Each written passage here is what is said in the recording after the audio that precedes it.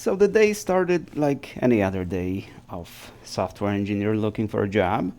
I get a message on LinkedIn from a lady asking if I'm available for work. Despite red flags that I immediately saw, I figured, what the hell? I'm not in the position to turn down potential opportunities. I sent my resume, and this happened. Do not redeem! Do not redeem the card! What? Do not redeem the card! Hello, friends.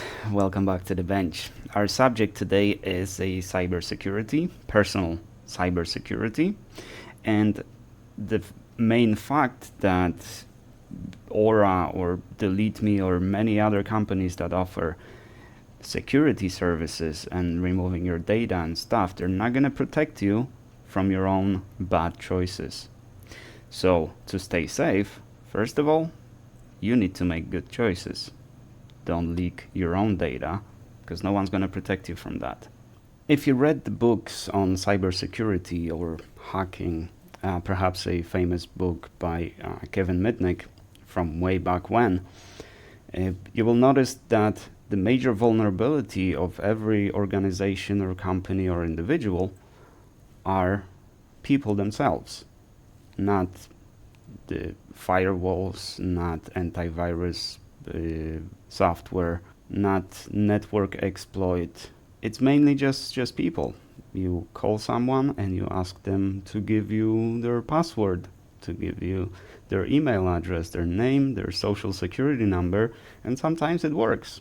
It actually works more often than you would think. That's why in any large organization, corporations, every quarter you go through cybersecurity training. And the training involves recognizing phishing emails, not letting into the pressure that might be put on you. And I went through 3 years of training, on such training, and I failed twice. Twice the email seemed legit to me and was sent from my manager, or at least that was one occasion, and I clicked on the link. Luckily, that was a email sent by the organization to just test whether I'm gonna fall for it or not. I did fall for it. I had to do my walk of shame, extra training, but you can see that it can happen to anyone. It's very easy to fall for these scams because they are not immediately obvious, and there's so many of them that it's just a game of numbers. Eventually you're gonna fall for it.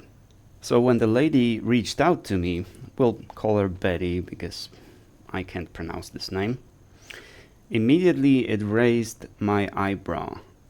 And the reason is, first of all, if she's a senior recruitment lead at Motion Recruitment, why is she open to work?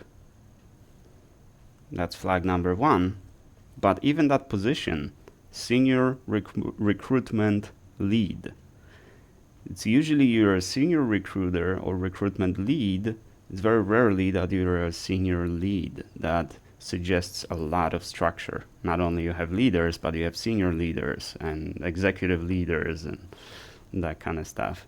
So that was the first red flag, or first two red flags. Against my better judgment, I figured, what the hell? It's not like I'm keeping my social security number on my resume. You're gonna get my email, my phone number, but that's about it. My employment history, I guess, my skills and competencies. So I responded, sure, I'm in the market indeed.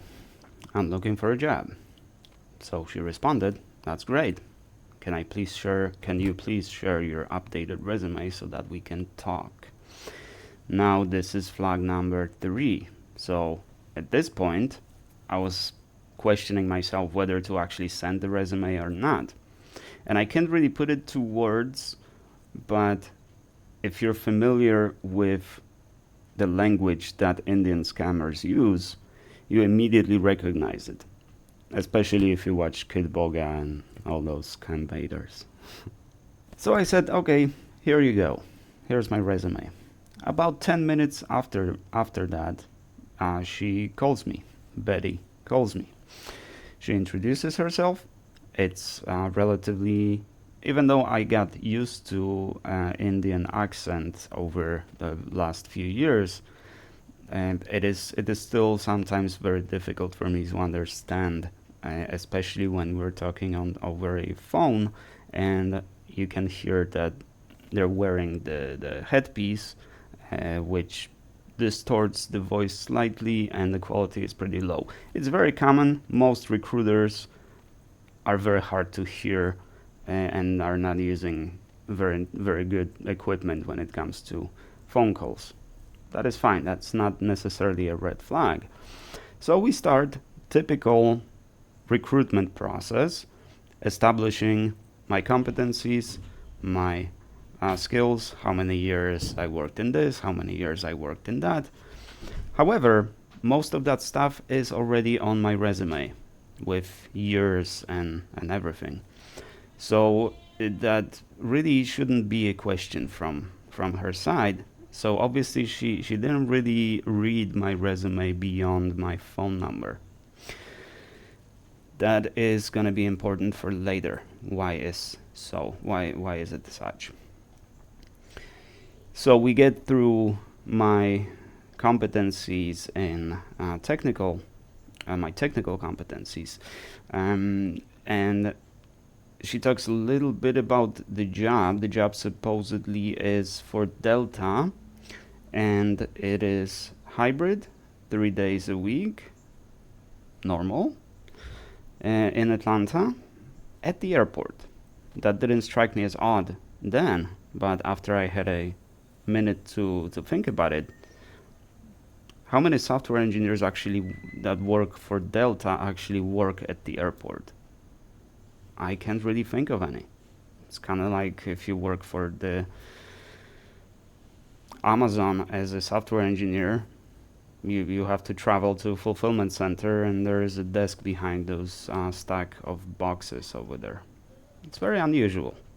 I would expect them to have a nice office in downtown Atlanta, not at the airport. Why even would you want to pay for offices at the airport, or even have offices at the airport?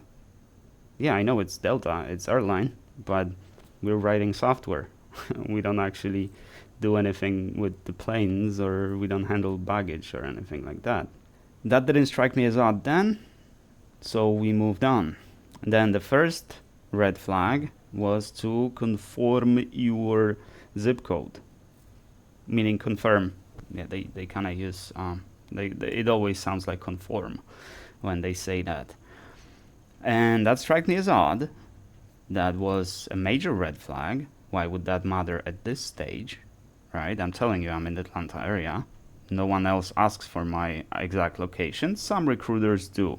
And that's why I didn't hang up on her right there. And I gave her my zip code, because I figured, even if you have my zip code, you have my full name and my zip code, or at least you have a variation of my name. So I know when someone reaches out to me and uses certain names, I know where that came from, or at least roughly. So I gave her my zip code. At the end of the day, it's just gonna come down to my area. Nothing too serious. But the next question, very odd. I don't remember which came first, but my date of birth, my full date of birth, because I gave her the year, because I figured, okay, you want to know how old I am? Here it is. Here's the year I was born in. But she insisted on month and day, which I didn't give her, and last 4 digits of your social security number. Now that, if someone asks you that, and we're talking pre-screening, pre-HR, this isn't even HR, this is the lady that will potentially just write all this information down and send it to Delta, which I can do as well. I can go to Delta website and apply over there. They don't need my social security number, at least not for that. And especially that it's last 4 digits. Now, why would anyone need your social security number? Background check, fine, but not last 4 digits. They need full social security number. The only reason to get your last 4 digits of social security number is for verification purposes. So if someone asks you for last 4 digits, they have your social security number and they want to confirm that this is indeed you. Now, if you Google that, you might find answers like they want to know your last 4 digits of the social security number to identify you and to identify whether you already applied to that company or worked for that company, to avoid duplicates, that kind of stuff. No. The reason is because that can only identify 9,999 people tops. Then the numbers are going to start repeating. So it's not good for identification. It makes zero sense to use that as an identification unless you use it along with maybe a name and date of birth or email or something like that. But still, you don't need that to identify me. So if anyone asks you for social, last 4 digits of social, do not disclose that. It's a scam. Now, with that, I decided to do a very tiny investigation because I didn't want to waste too much time on that. I figured, okay, I got scammed. I didn't really share much information. So I went to their website. Their website has a self-signed certificate. The certificate is issued to the individual. Now, companies usually don't do that. Companies never do that. Now, if you go, there's nothing fundamentally wrong with personal certificates. When you go to my website, blackhorserepairs.com, you'll see that my certificate comes from Let's Encrypt. It's a personal certificate. I didn't pay anything for it. But you can see that I'm an individual. I'm a one-person repair shop. So that makes sense. But if they advertise themselves as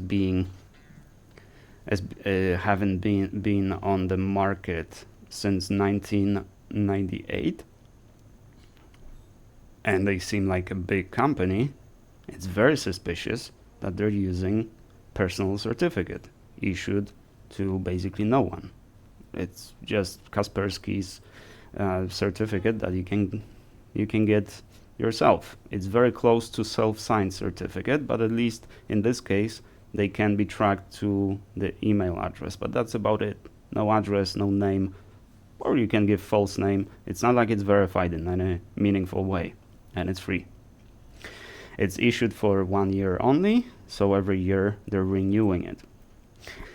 Now, supposedly they are a part of another, they merged with another company, bullhorn.com, which coincidentally has the same certificate, also from Kaspersky Lab, issued 1 minute after the first one.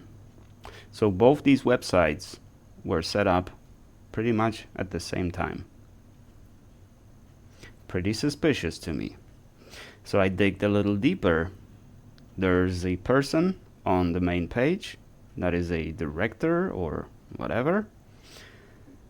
His picture is tracked, reverse search on his picture indeed only points to him. He seems to exist.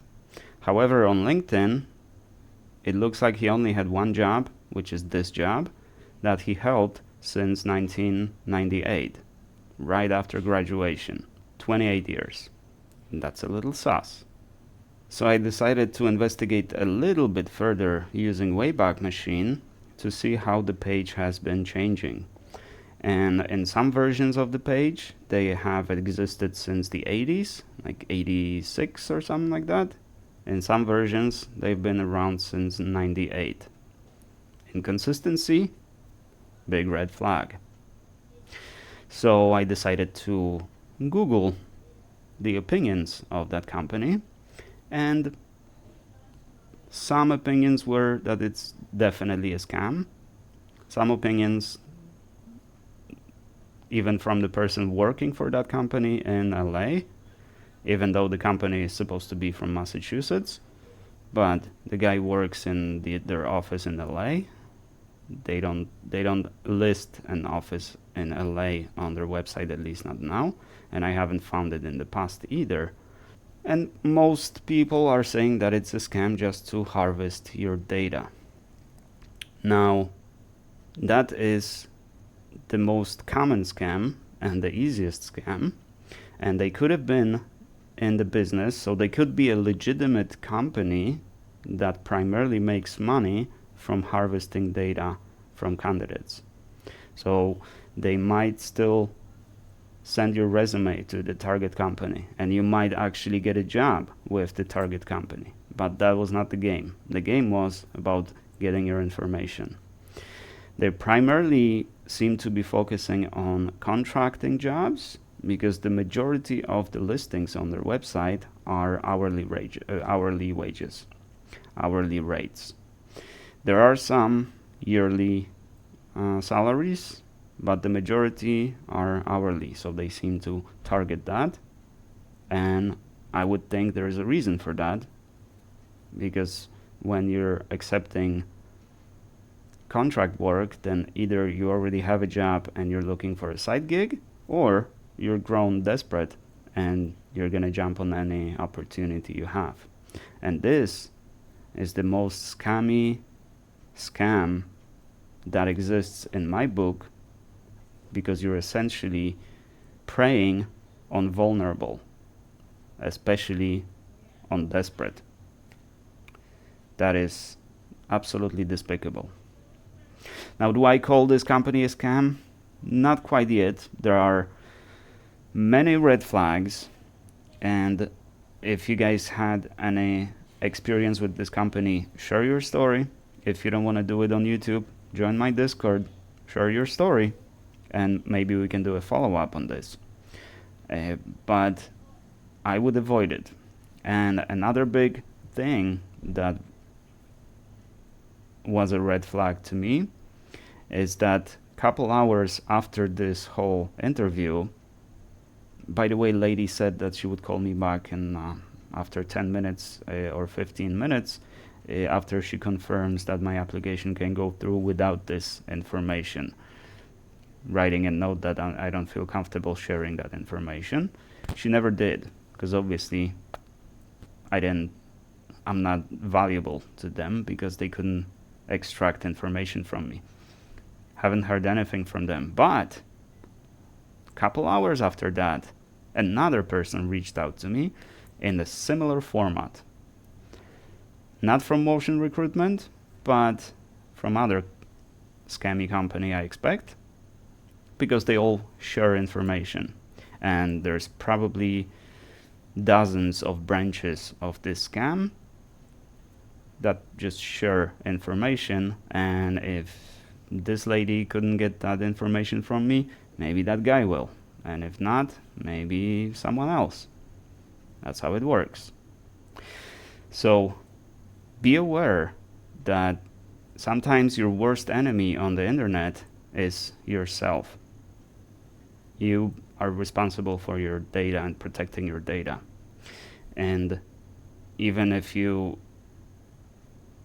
acquire services of the companies that are supposed to remove your data and keep your data safe, there's only so much they can do. They can reach out to the Motion Recruitment requesting to remove my information. I really don't think they would. I really don't think they would actually remove my information, especially if I did give them the social security number. But even if they do remove that information, it's already too late. That information has already been sold, and now I'm gonna be getting a lot more scam calls. And this is usually how I can tell whether a source is non-legit or primarily made to acquire your information, because normally, or normal people perhaps don't look at that and don't keep the statistics.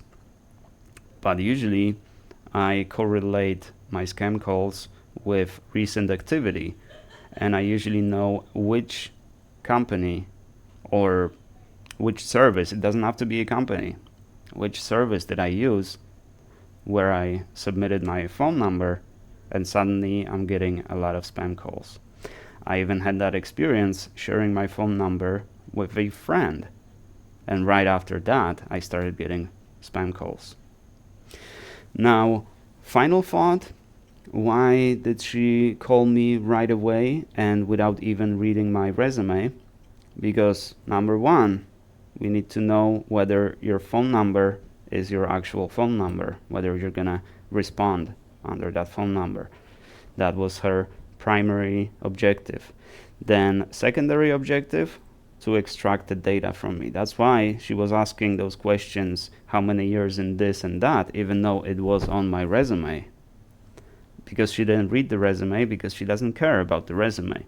And all those questions were just to conceal the main information that she wanted to extract between the other insignificant things that she probably didn't even listen to, didn't hear. And I strongly suspect that because I told, I don't remember, I said I think 6 years or something, and she didn't hear me, and then when she repeated it, it was 10 years suddenly.